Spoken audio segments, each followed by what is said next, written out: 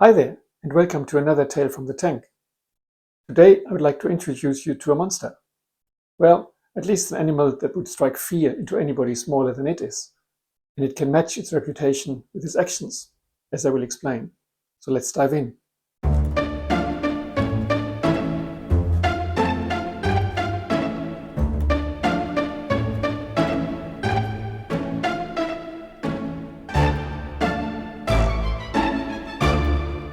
Promised you, this one means business. So here's the story. This all started a couple of years back when I purchased 6 Northern Territory algae-eating shrimp. These guys here, they are native to Northern Australia and very useful for algae control in your fish tank. So I received those. They were maybe a centimeter in size. Acclimatized them and added them to my larger tank. They settled in nicely and went about their business, unperturbed by the other inhabitants in the tank at the time, namely 4 German blue rams, a few amber tetras, a couple of otocinclus, and about half a dozen pygmy. The shrimp grew nicely over time, but it was only after about 6 months that I noticed that one of them grew quite a bit larger and had developed some exceptionally long arms.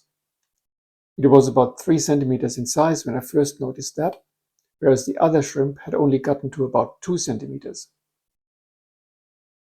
I realized it was a different species from the others, but I didn't think much of it otherwise. A few months later, I hadn't seen that shrimp for a while, in a densely planted tank with lots of hiding places under rocks or roots. I started having trouble counting my full contingent of pygmy. I also noticed that the smaller fish, namely the cories and the amber tetras, have become quite twitchy and nervous. One evening, I observed the goings-ons in the tank, and there it was. The long-armed shrimp emerged from under a root, and it was huge, maybe 6 to 7 centimeters, including the arms, and busy running raids on anything that swam by. It was still quite shy and shrunk back into its hideout when I moved in front of the tank. Over time, it became bolder, and also over time, my pygmy cory population shrunk from the half dozen to maybe 2 or 3. Seeing how that shrimp charged at other animals that came close to its lair, I decided to separate it from the others and give it a dedicated tank. Catching it out of the tank it was in was a pursuit of about 2 hours, with 2 nets trying to coerce it to move into a more open space and using its movement to make it end up in 1 net. I learned then about the incredible backward speed they can develop. Eventually, we succeeded and the culprit moved into its new home, a 57-liter fluval flex which also housed a colony of cherry shrimp. Within days, I could not find the large shrimp anymore in that tank.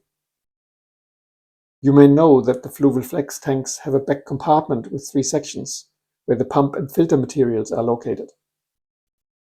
In my setup, the left compartment was left empty. While the flex tanks have lids, there is a gap between the top of the compartment wall and the lid. I had fish in the past make their way into that back compartment, so I suspected the shrimp might have ended up in there. Now, that space back there is small, maybe 7 by 14 centimeters or so.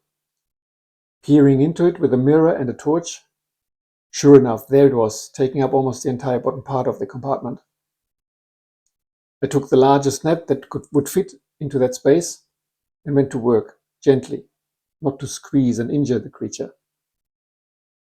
After a few careful fishing moves, it suddenly shot out of the top of the compartment and fell behind it, landing on the floor under my tank shelving. So I needed to act quickly here, so to locate it again with a torch shining under the bottom shelf, and then used a ruler to gently push it towards me. Having only dry land to operate on, luckily its speed was not an issue here. So I gently scooped it up with a net and put it back into its tank. And it's been living there happily ever after, and keeping the cherry shrimp colony in check. Who can resist the occasional crunchy snack of a few freshly hatched shrimp, right? It is still growing, currently with a body of about 8 centimeters and the same length in arms.